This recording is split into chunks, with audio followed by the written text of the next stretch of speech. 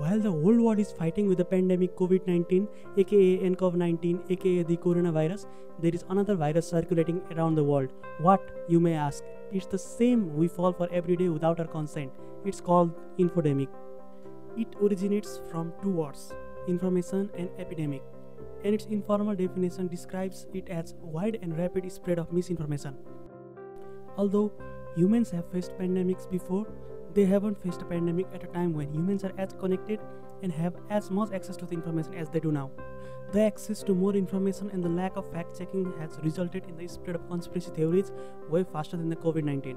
The coronavirus has given rise to a flood of conspiracy theories, disinformation and propaganda, eroding public trust and undermining health officials in ways that could elongate and even outlast the pandemic. The belief that one is privy to forbidden knowledge offers feeling of certainty and control amid a crisis that has turned the world upside down, and sharing that knowledge may give people something that is hard to come by after weeks of lockdown and death, a sense of agency. Rumors and patently unbelievable claims are spread by everyday people whose critical faculties have simply been overwhelmed by feeling of confusion and helplessness. The conspiracy theories all carry a common message. The only protection comes from possessing the sacred truth that they don't want you to hear. The feeling of security and control offered by such rumors may be illusory, but the damage to the public trust is all too real. One widely shared Instagram post falsely suggested that the coronavirus was planned by Bill Gates on behalf of the pharmaceutical companies. Now, part of the reason for this is that we've invested a huge amount in nuclear deterrence, but we've actually invested very little in a system to stop an epidemic. We're not ready for the next epidemic.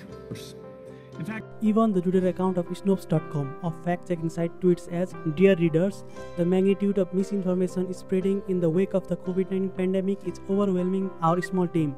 We are seeking scores of people in a rush to find any comfort, making things worse as they share sometimes dangerous misinformation." In Latin America, equally baseless rumors have proliferated that the virus was engineered to spread HIV. In Iran, pro-government voices portray the disease as a Western plot. In Britain, people are attacking cell towers which they believe the radio wave send of 5G technology is causing small changes to people's body that make them succumb to the virus.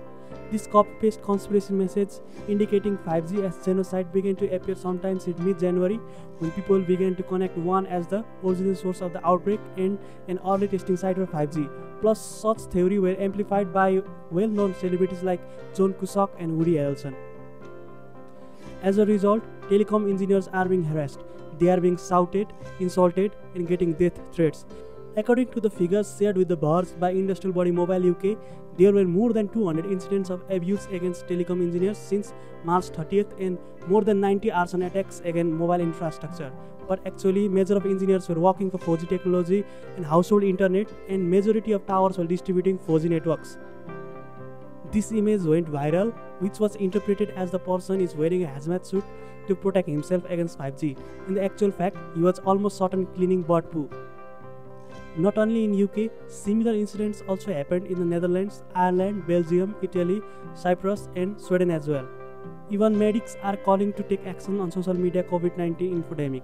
Here is an article from BBC News which reads as, "A pandemic has described how a patient with symptom of heart attack refused treatment after reading on Facebook that she would die if she went to hospital during COVID-19 crisis." If the truth does not fill those needs, we humans have an incredible capacity to invent stories that will, even when some part of us knows they are false. A recent study found that people are significantly likelier to share false coronavirus information than they are to believe it. So, in order to tackle this another pandemic, that is the infodemic, WHO, the health arm of the United Nations, is working with world's biggest and most powerful disseminators of information, including Facebook, Twitter and Google, as well as social media influencers around the globe. According to WHO, medical misinformation on the virus has been driven by ideologues who distrust science and proven measures internet traffic with genitals and try to capitalize on the traffic by selling cures or other health and wellness products. As a result, tech giants started to show info, the truth related to COVID-19. WHO itself is fighting this infodemic by creating accounts in social media sites like Facebook, Instagram, TikTok, Twitter, Pinterest, etc.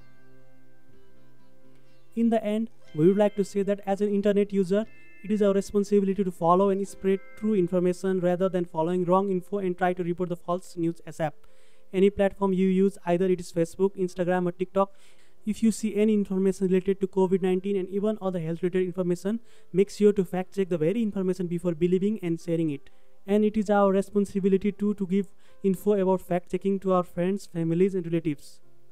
You may not know how to report the fake news on social media, so we have tried to explain as cleanly as possible on our blog post link below. So let us be the anti-fake news squad to work as a vaccine to end this infodemic.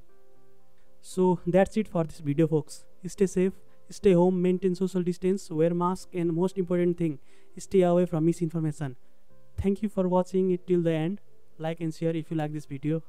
Namaste.